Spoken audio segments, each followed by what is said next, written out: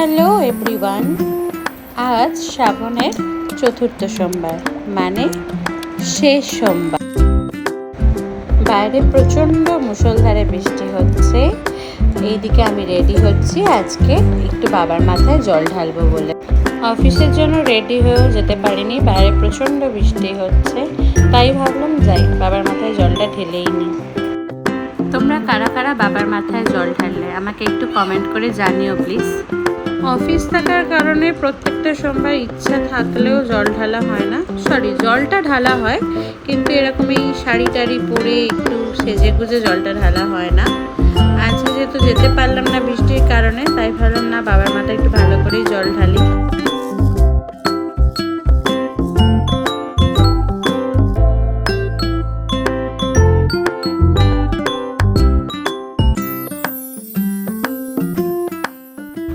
আমি প্রথমে ঘি নিবেদন করলাম,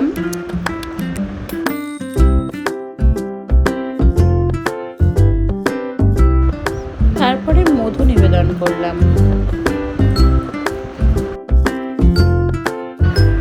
এরপরে একটু কাঁচা দুধ, তার মধ্যে সিদ্ধি আর অল্প একটু গঙ্গা জল মিশিয়ে বাবার মাথায় দিলাম। এরপর শুধু গঙ্গা জল দিয়ে আমি স্নান করিয়ে নিলাম। তোমরা কারা কারা বাবাকে এইভাবে স্নান করাও আমাকে কিন্তু কমেন্ট করে জানিও।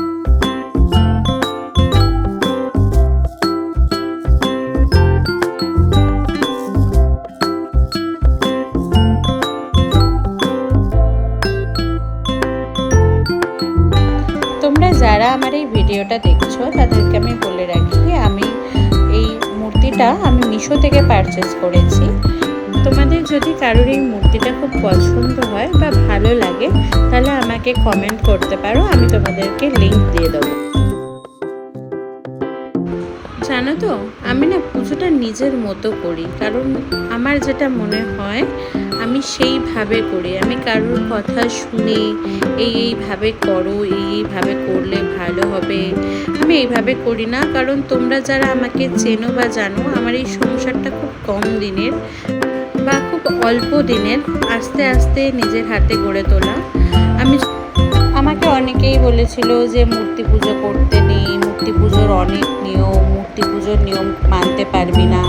কিন্তু আমি যে ঠাকুরই যখনই প্রতিষ্ঠা করেছি তাদেরকে একটাই বলেছি যে দেখো, আমি যেরকম পারবো সেই মতো তোমাদেরকে সেবা দেবো।